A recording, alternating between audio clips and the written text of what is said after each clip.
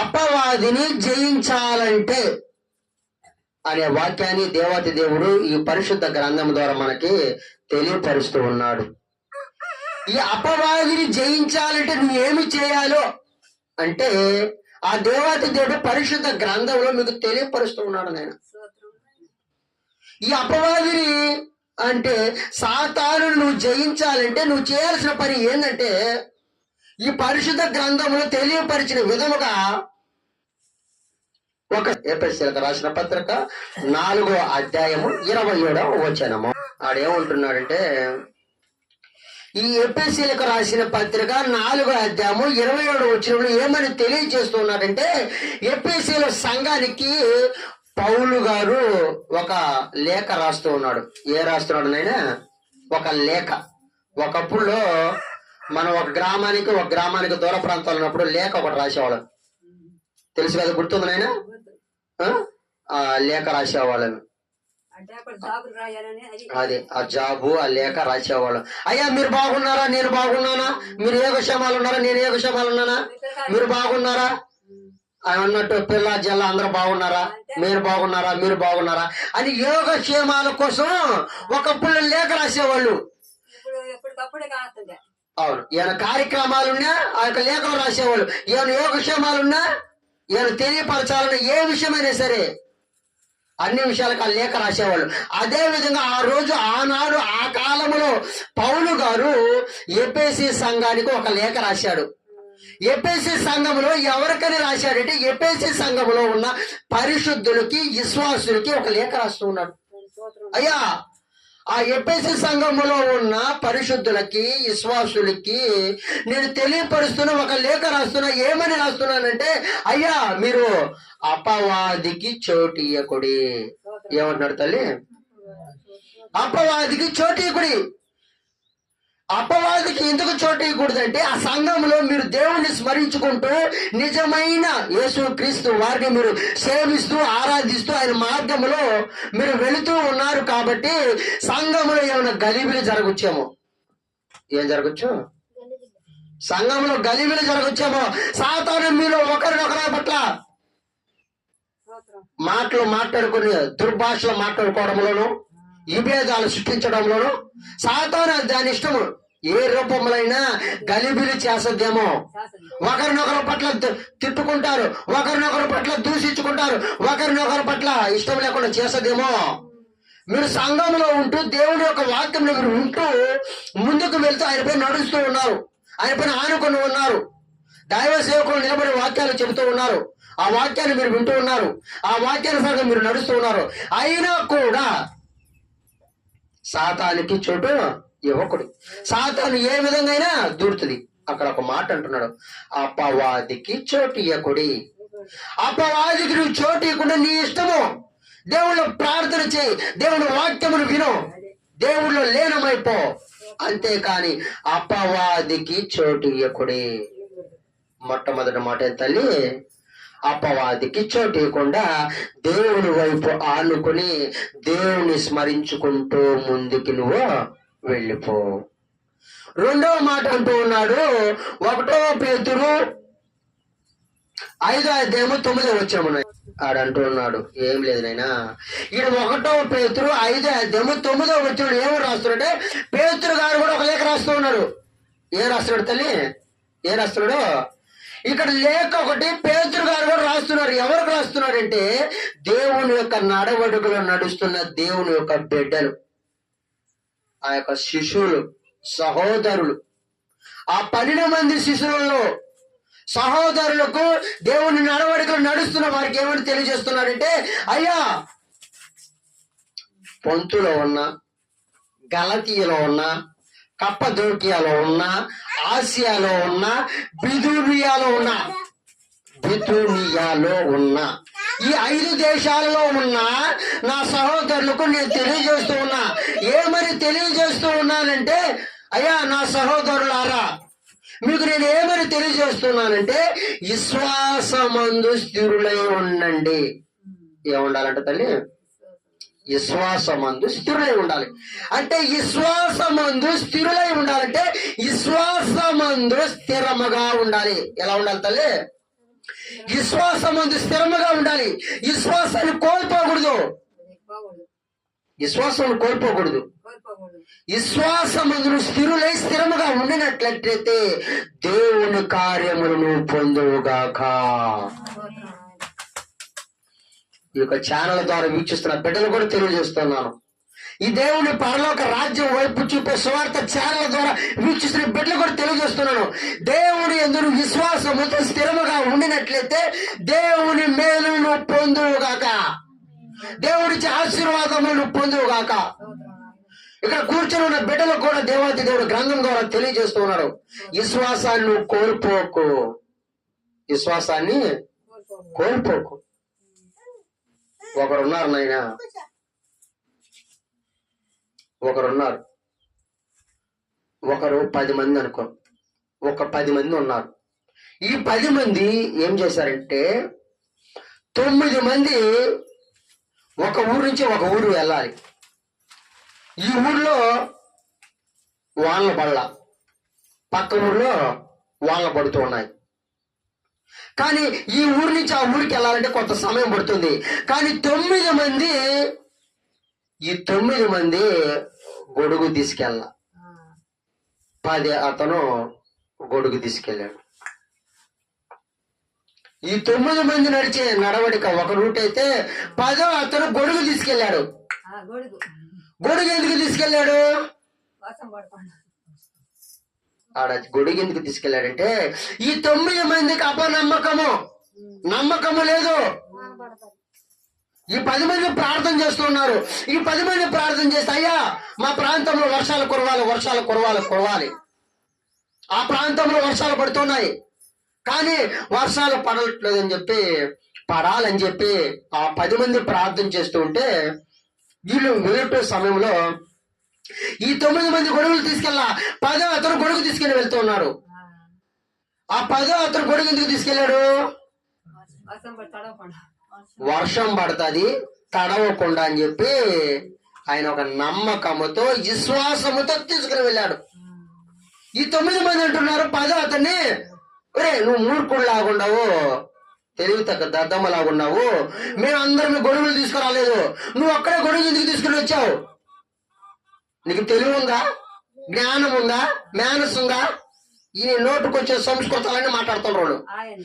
ఈయన ఏం చేసిన 10 అతను, ఈయనకు తెలుసు దేవుని యందు నడవడికలో నడిచిన వాడు, విశ్వాసముతో ఉన్నవాడు, దేవుణ్ణి ప్రేమించిన వాడు, ఆయన నడవడికలు నడిచిన వాడు కాబట్టి ఆయన ప్రార్థన దేవాతి దేవుడు విన్నాడు కాబట్టి నా దేవుడు కార్యము చేస్తాడు.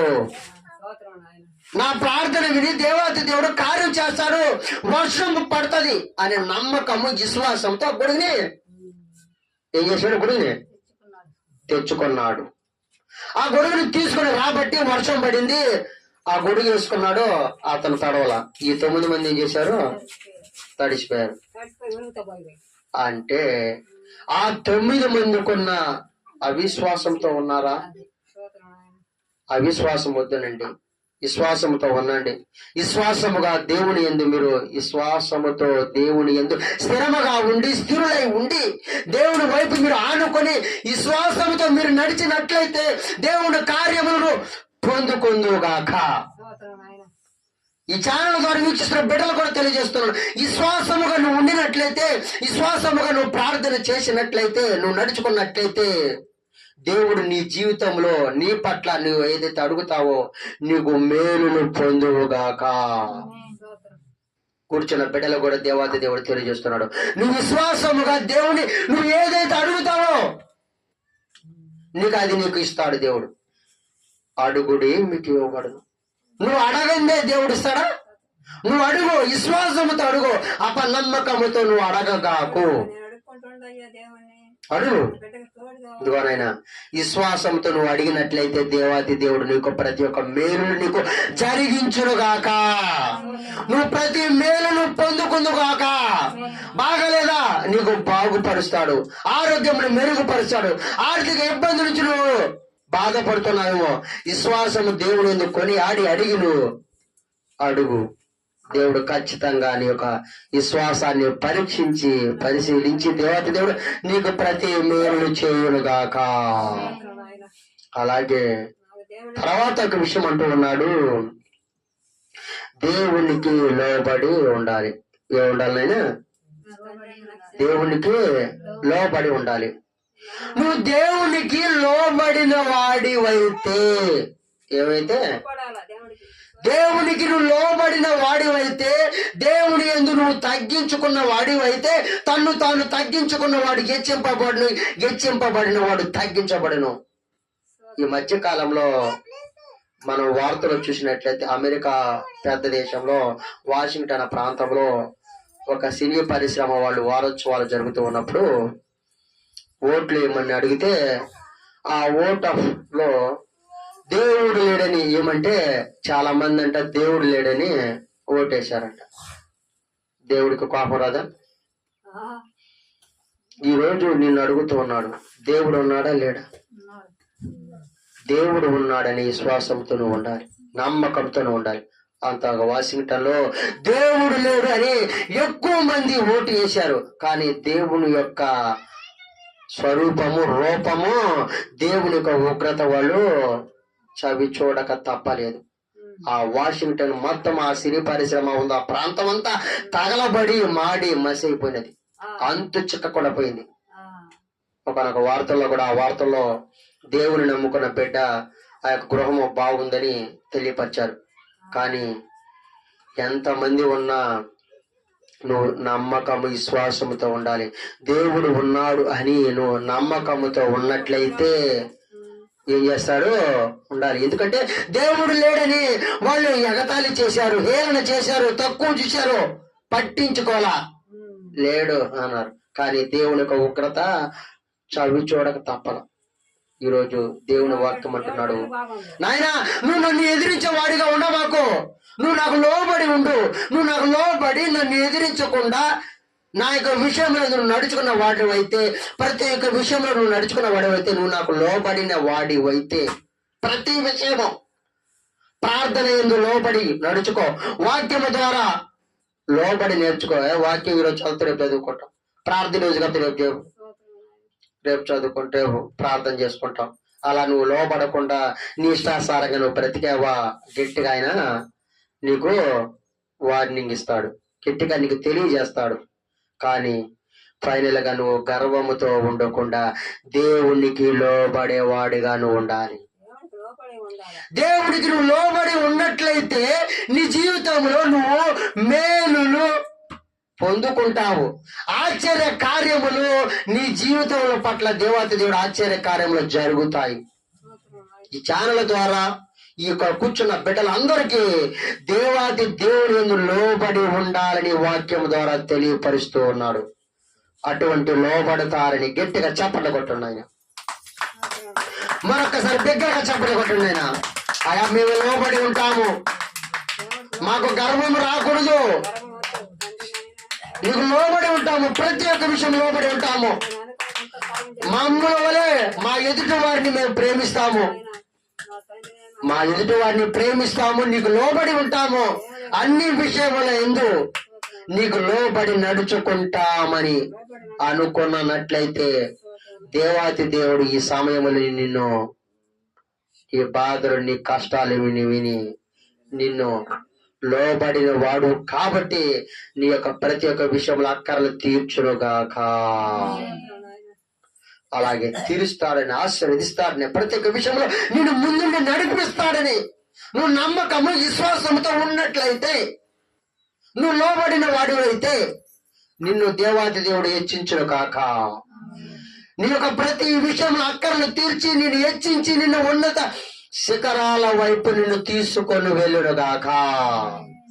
అటువంటి ఉన్నత శిఖరాల వైపు నువ్వు వెళ్ళాలని నీవు, నీ కుటుంబము జీవితంలో ప్రతి ఒక్క అక్కరను దేవాతి దేవుడు తీర్చి ఆయనకు లోబడి నువ్వు నడుచుకున్న వాడి కాబట్టి ఈరోజు నువ్వు ఇక్కడ కూర్చొని వాక్యము నువ్వు వినగలుగుతున్నావు. లోబడిన వాడి కాకుండా ఉన్నట్టయితే నువ్వు ఆరాధన కార్యక్రమానికి రాలేవు, దేవుని ఎదిరిస్తావు, దేవుని మాటలు లెక్క చేయవు. కానీ నువ్వు లోబడిన వాడివైతే, దేవుని ఆనుకున్న వాడివైతే నేను అమాంతం హెచ్చించి నేను అమాంతం అన్ని విషయములందు దేవుడే కావాలయ్యా. ఈ యొక్క గ్రామంలో కానీ ఎక్కడైనా సరే నువ్వు ఎక్కడైతే ఉన్నావో అక్కడ నిన్ను అమాంతము దేవుడు హెచ్చిస్తాడు, నిన్ను ఘనపరుస్తాడు. ఆయన ఘనపరిస్తే నువ్వు ఘనపరిచిన వాడి అవుతావు. పరుల పట్ల, ఇతరుల పట్ల, నీ అనుకునే వాళ్ళ పట్ల ఆ దేవుడు నువ్వు ఘనపరచాలి. ఆయన యందు లోబడి ఉండినట్లయితే ప్రతి అక్కర్ల అవసరం మరొక్కసారి ఆ దేవుడు తీర్చునుగాక. స్తోత్రం నాయనా. అలాగేనైనా ఇంకొక మాట, దేవుడిచ్చు సర్వాంగ కవచమును నువ్వు ధరించుకొని ఉండాలి. ఏముండాలి తల్లి? ఇంకో మాట, దేవుడిచ్చు సర్వాంగ కవచమును నువ్వు ధరించుకొని ఉండాలి. దేవుడిచ్చు సర్వాంగ కవచమును నువ్వు ఎలా ధరించుకొని ఉండాలంటే ఆ వాక్యం ద్వారా మనకు తెలియజేస్తున్నాడు. ఎఫెసీయులకు రాసిన పత్రిక 6వ అధ్యాయము 11వ వచనము ఒకసారి చూడండి నాయన. మీరు అపవాది తంత్రములను ఎదిరించుటకు శక్తిమంతులగునట్లు దేవుడిచ్చు సర్వాంగ కవచమును ధరించుకొనిడి. చాలండి. ఏమంటున్నాడు ఇక్కడ? అంటూ ఉన్నాడు ఈ ఎఫెసీయులకు రాసిన పత్రికలో అపోస్తలుడైన పౌలు గారు అంటున్నాడు, అయ్యా దేవుడిచ్చు సర్వాంగ కవచమును నువ్వు ధరించుకోవాలి. ఏం ధరించుకోవాలి? దేవుడిచ్చు సర్వాంగ కవచమును ధరించుకోవాలి. ఎందుకు ధరించుకోవాలంటే అపవాది తంత్రములు నీ మీద పడుతాయి, ప్రవేశిస్తాయి, నిన్ను ఆవరిస్తాయి. ఇటు అపవాది తంత్రములు నీ పైన ఆవరించకుండా, నీ మీద పని చేయకుండా ఉండాలంటే, అపవాది తంత్రములు నువ్వు ఎదిరించాలంటే నువ్వు చేయాల్సిన పని ఏంది? యేసు ప్రభువారు ఇచ్చే సర్వాంగ కవచాన్ని నువ్వు ధరించుకోవాలి. నీ యొక్క శరీరము రక్త మాంసములతో కూడిన శరీరము. ఈ శరీరము ఎటువైపోయినా వెళ్ళొచ్చు, చెడును ఉద్దేశించవచ్చు, మందు తాగవచ్చు, శరీరాన్ని నాశనం చేసుకోవచ్చు, వ్యభిచారం చేయొచ్చు. అసలు ఒకటి కాదు, ఈ శరీరం అనేది అన్ని విధాలుగా ఏముంటుంది, నువ్వు ధూమపానం చేయొచ్చు. ఏ విధమైన ఈ రక్త మాంసంతో కూడిన శరీరము ఏదో విధంగా శరీరాన్ని పాడు చేసుకోవాలని కొంతమంది కొనుక్కొని తెచ్చుకుంటారు. ఏం తెచ్చుకుంటారు నాయనా? ఏం తెచ్చుకుంటారు? కొనుక్కొని తెచ్చుకుంటారు. కొనుక్కొని తెచ్చుకునేది ఎలా ఉంటదంటే అది కూడా అలాగే ఉంటది.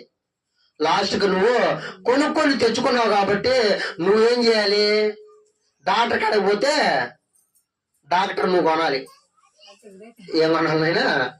నువ్వు కొనుక్కొని తెచ్చుకున్నావు మందు, నువ్వు కొనుక్కొని తెచ్చుకున్నావు చుట్టా బిడి సిగరెట్లు, నువ్వు కొనుక్కొని తెచ్చుకున్నావు. అది ఏదేమైనా సరే లాస్ట్కి శారీరక సుఖమైన సరే ఏదైనా సరే కొనుక్కొని తెచ్చుకుంటే లాస్ట్కి నీ శరీరము పాడైనప్పుడు లాస్ట్ నువ్వు పోయి డాక్టర్ నువ్వు కొనాలి. డాక్టర్ ఫీజుతో కొనాలి. ఆయన ఎక్స్రే చెప్తే ఎక్స్రే నువ్వు కొనాలి.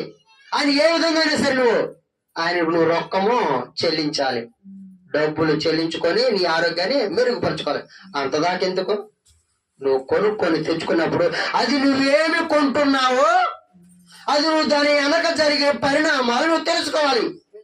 అటువంటి అపవాది తంత్రములను ఎదిరించుటకు నువ్వు రక్త మాంసములతో కూడిన నీ శరీరాన్ని పాడు చేసుకోకుండా ఉండుటకు దేవుడు అంటున్నాడు. అపోస్తలుడైన పౌలు గారు ఈ ఎఫెసీ సంఘములు రాస్తూ, అయ్యా మీరు అపవాది తంత్రములకు మీరు లోను కాకుండా, అపవాది తంత్రములు మీరు పడకుండా మీరు చేయాల్సిన పని ఒకటే, దేవుడిచ్చి సర్వాంగ కవచమును మీరు ధరించుకోవాలి. దేవుడిచ్చి సర్వాంగ కవచం ఎలా ఉంటదంటే ప్రార్థన అనే సర్వాంగ కవచము. ఏం తెలియ చెప్పండి తల్లి? ప్రార్థన అనేది సర్వాంగ కవచము. ప్రార్థన అనే సర్వాంగ కవచం ధరించుకోవాలి. వాక్యం అనే సర్వాంగ కవచం ధరించుకోవాలి. ఏం ధరించుకోవాలి తల్లి? ఈ సర్వాంగ కవచం ఏంటంటే ప్రార్థన అనే సర్వాంగ కవచము, వాక్యమైన సర్వాంగ కవచము. ఆయన ఎందు నువ్వు కొనే సర్వాంగ కవచమును ధరించుకున్న వాడు అయితే నీ యొక్క ప్రతి ఒక్క విషయంలో ఆయన రెక్కల చాటు నిన్ను కాచి కాపాడుకుంటూ వస్తాడు. నిద్రలేసావా? ప్రార్థన చేసుకో. అయ్యా నీ యొక్క ప్రార్థన సర్వాంగ కవచం నాకు కావాలి. నీ వాక్యమైన సర్వాంగ కవచం నాకు కావాలి. నీ మీద ఆనుకునే సర్వాంగ కవచం నాకు కావాలి. నా యొక్క రక్త మాంసములు కూడిన ఈ సర్వాంగ శరీరము మీద సర్వాంగ కవచం నాది పనిచేయదు. నేను ధరించుకున్న కోటు పనిచేయదు. నేను ధరించుకున్న కోట్ల పనిచేయవు. అయ్యో నీవిచ్చే సర్వాంగ కవచము నాకు రక్షణ కలిగిస్తుంది. ఆ దేవుడి ఏం కలిగిస్తుంది? రక్షణ ప్రచరిస్తుంది.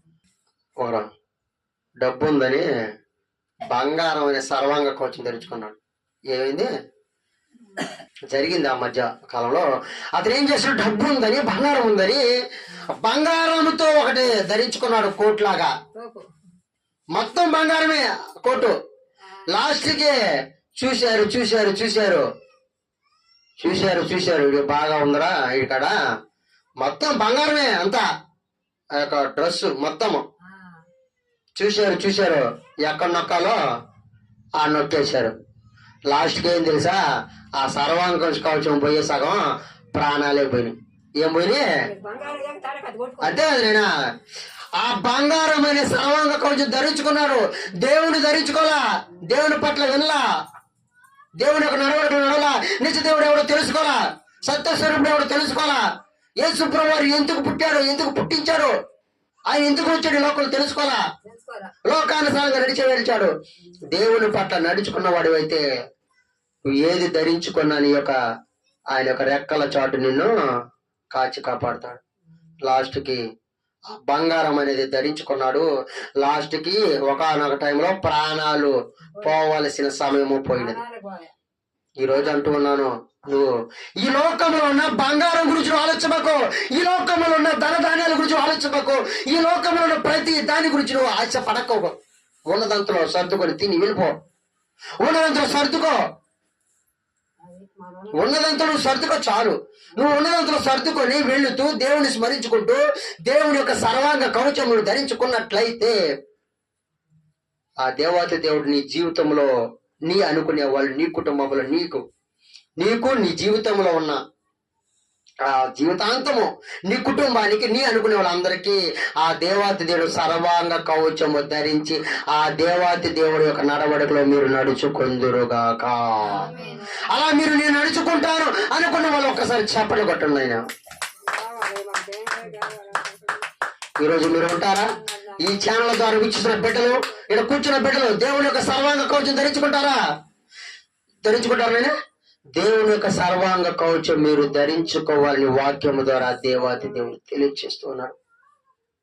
దేవుని యొక్క సర్వాంగ కవచం ధరించుకోవాలని ఆశపడుతున్నాడు వాక్యం ద్వారా. స్తోత్రం నాయన. నువ్వు దేవుని యొక్క సర్వాంగ కవచం ధరించుకున్న వాడైతే ఇంకొక మాట అంటున్నాడు, దేవుని వాక్యము కలిగి ఉండాలి. ఇంకో మాట ఏం తల్లి? స్తోత్రం. ఏదైనా దేవుడు ఆత్మే దేవుని వాక్యము కలిగి ఉండాలి.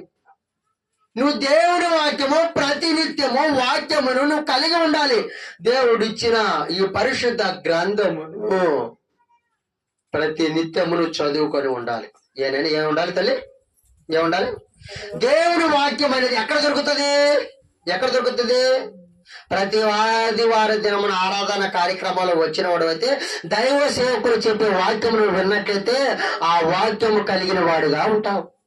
అలాగే గ్రంథం ముందు ప్రతి నిత్యము నువ్వు సమయానికి ఎంతో వృధా చేసుకుంటావు. కనీసం కొద్ది నిమిషాలనే దేవుని యొక్క వాక్యమును చదువుకున్న వాడివైతే, చదువుతూ ఉన్న వాడివైతే దేవుని వాక్యము నువ్వు కలిగి ఉంటావు.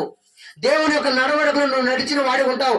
నీకు వేళ నువ్వు ఒడిదుడుకులు ఉన్నా, నీలో ఏమని ఉన్నా ఆ వాక్యము నిన్ను సరి చేస్తూ ఉంటుంది. కాపాడుతుంది. అట్లాగా దేవుని వాక్యమును కలిగి ఉంటావని, వాక్యమును ప్రతినిత్యం చదువుతావని, అలాగా ఆయన ఎందు నువ్వు నడిచే వాడిగా ఆయన నడవడికలో కలిగి ఉంటావని ఫైనల్గా దేవుని వాక్యం నువ్వు కలిగి ఉండాలని ఆ దేవాతి దేవుడు తెలియపరుస్తూ ఉన్నాడు, ఆశపడుతూ ఉన్నాడు. అలాగే ఇంకొకసారి అంటున్నాడు, నువ్వు దేవుని వాక్యము ఎప్పుడైతే కలిగి ఉంటావో ఆయన అంటున్నాడు, వాక్యం అనేదే కాక ఇంకొక మాట అంటున్నాడు, ఉపవాస ప్రార్థన అనే జీవితాన్ని నువ్వు గడిపాలి. ఏముండాలి తల్లి? ఏముండాలైనా ఉపవాస ప్రార్థన అనే జీవితము నువ్వు కలిగి ఉండాలి. ఉపవాస ప్రార్థన నీ జీవితంలో నువ్వు ఎప్పుడైతే కలిగి ఉంటావో దేవుడు నీ పట్ల అద్భుత కార్యములు జరిగించునుగాక. మేలు పొందుతావు. నువ్వు ఏదైనా అవసరమైతే ఉపవాస ప్రార్థనలు ఆయన అడిగి చూడు. ఉపవాస ప్రార్థన ఉంటే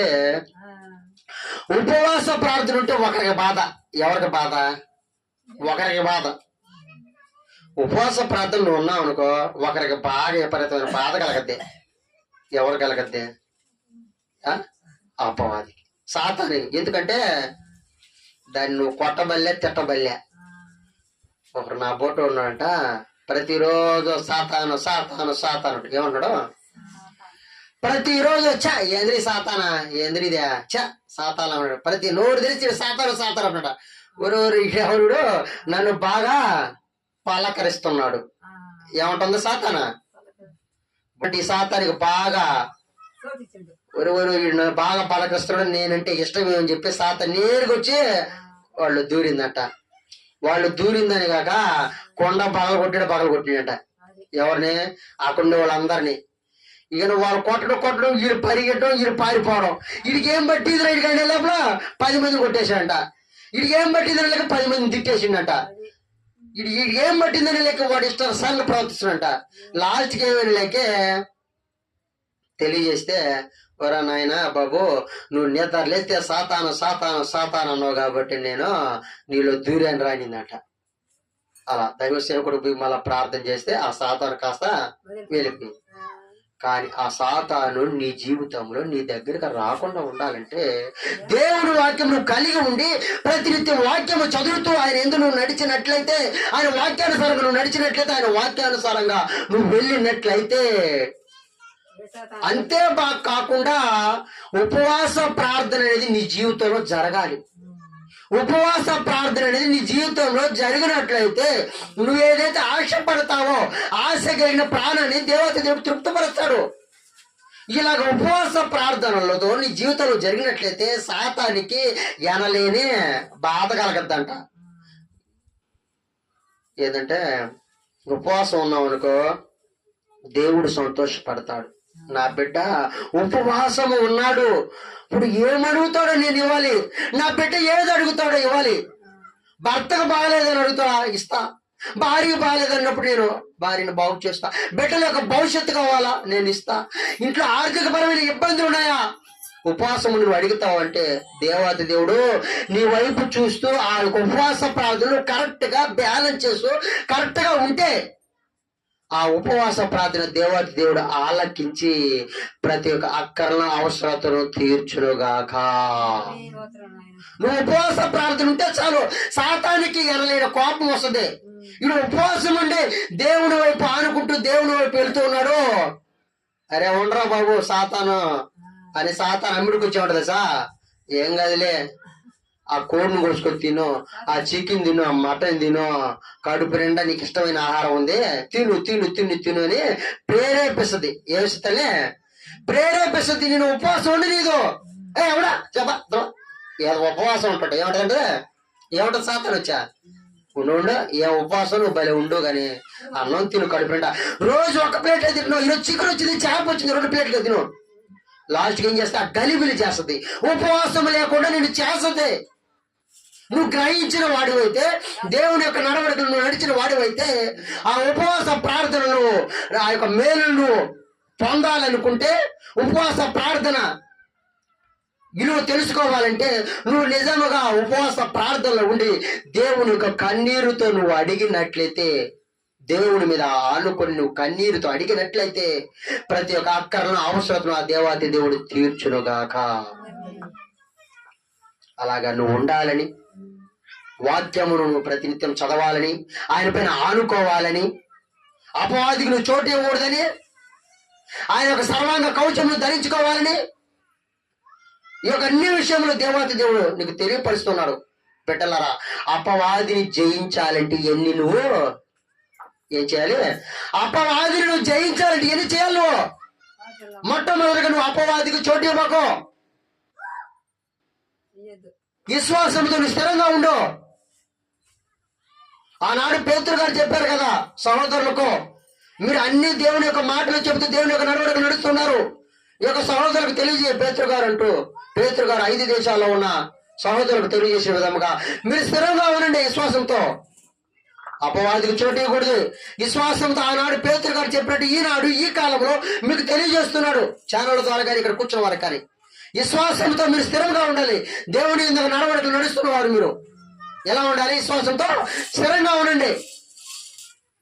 మీరు అపవాదికి చోటు ఇవ్వకుండా విశ్వాసంతో స్థిరంగా ఉండినట్లయితే, మీరు నాకు లోబడినట్లయితే మీకు నేను ప్రతి ఒక్క విషయంలో నేను ఏం చేస్తాను? అవసరతలు తీరుస్తా, మీ బాధలు మీ కష్టాలను తొలగిస్తా. అలాగే మీరు నాకు లోబడియే 4వ మాటగా దేవుని యొక్క సర్వాంగ కవచం ధరించుకోవాలంటున్నాడు. దేవుని యొక్క సర్వాంగ కవచం ధరించుకున్నట్లయితే, దేవుని యొక్క నడవడికను నడిచినట్లయితే, వాక్యమైన సర్వాంగ కవచము, ప్రార్థన సర్వాంగ కవచమును ధరించుకున్న వాడి అయితే నువ్వు ఏం చేస్తున్నంటే ప్రతినిత్యం ఆయన వాక్యమును కలిగినట్లయితే, ఆ వాక్యానుసారంగా చదివినట్లయితే, వాక్యానుసారంగా నడిచినట్లయితే, లాస్ట్కి ఆ దేవాది దేవుడు అంటున్నాడు నీకు ఏం చేస్తున్నంటే ఉపవాస ప్రార్థనలోను నిలబడి ఉపవాస ప్రార్థన ఈ జీవితంలో చేసినట్లయితే నీకు అది ఏ అంశమైనా సరే ఉపవాస ప్రార్థనలను అడుగు, నేను ఇస్తాను.